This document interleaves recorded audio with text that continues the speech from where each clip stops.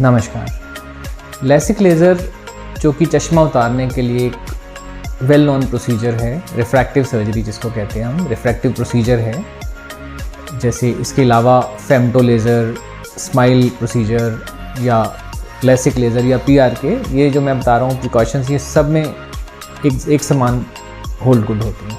LASIK laser के बाद अक्सर जो विज़न है 95% विज़न तो नेक्स्ट डे से ही ठीक हो जाता है।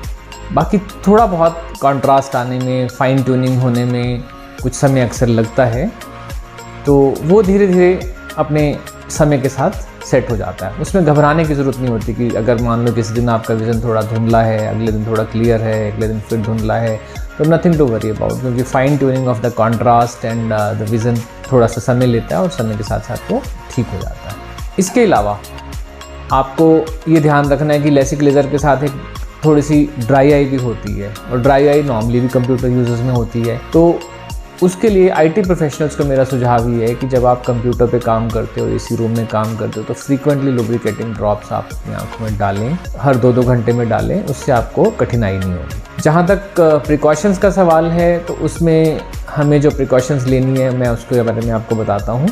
इमीडिएटली आफ्टर द प्रोसीजर आपको आँखों में वाटरिंग हो सकती है, किसी को थोड़ी कम हो सकती है, किसी को थोड़ी ज़्यादा हो सकती है, लेकिन वाटरिंग एक रूटीन होता है फर्स्ट 24 आवर्स में, और ये होती है।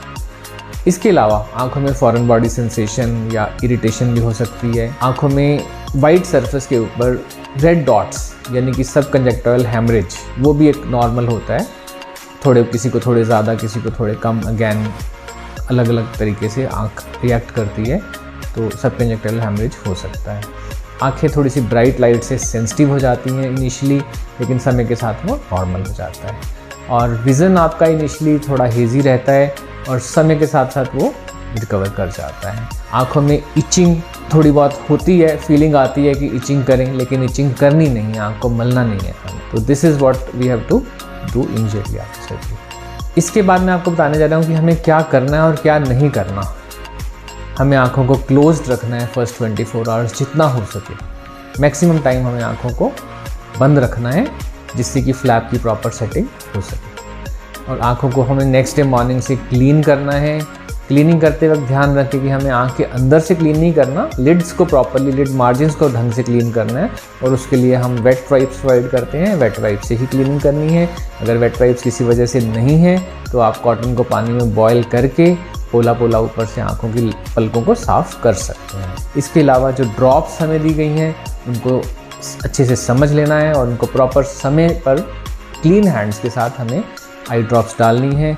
आई ड्रॉप्स डालने का जो प्रिंसिपल है कि हमें लोअर लिड को थोड़ा पुल करके जो पाउच बन जाता है, उसके अंदर एक ड्रॉप इंस्टिल करनी है, और 2 ड्रॉप्स के बीच में कम से कम 5 से 10 मिनट का फासला होना चाहिए। इसके अलावा हमें सन ग्लासेस या डार्क गॉगल्स प्रोवाइड किए जाते हैं, तो वो आपको लगाने हैं। उससे 2 फ़ायदे होते हैं, एक तो आँख इंजरी से बचती है, और एक स्ट्रॉन्ग लाइट में सेंसिटिव आँखें हो जाती हैं, तो वो उससे भी आपको एकदम से आँखें चुंधियाती नहीं हैं। स्ट्रॉन्ग लाइट से आँखें ठीक रहती हैं।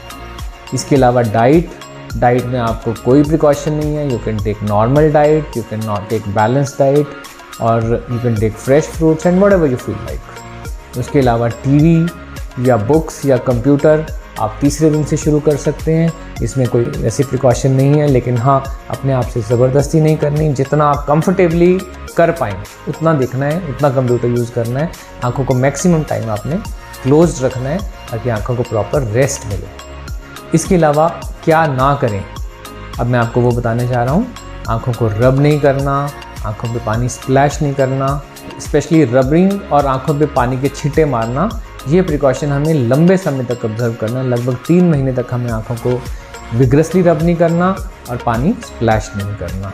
उसके बाद हमें डस्ट और स्मोक को अवॉइड करना है। उसके बाद हमें सेल्फ ड्राइविंग जो है कम से कम 7 दिन तक नहीं करनी है। स्विमिंग और वाटर स्पोर्ट्स को हमें कम से कम 1 महीना अवॉइड करना है। कॉस्मेटिक्स और आई लाइनर्स तो हमें कम से कम 1.5-2 महीने तक अवॉइड करने हैं, क्योंकि अगर कोई कॉस्मेटिक आँख में चला गया तो हमें इरिटेट कर सकता है आँख को। उससे हम रबिंग करेंगे तो फ्लैप को प्रॉब्लम क्रिएट कर सकता है। इसलिए ये सब चीज़ें हमें नहीं करनी है, ताकि आँखों का विज़न प्रॉपरली और सही तरीके से रिस्टोर हो सके। Thank you.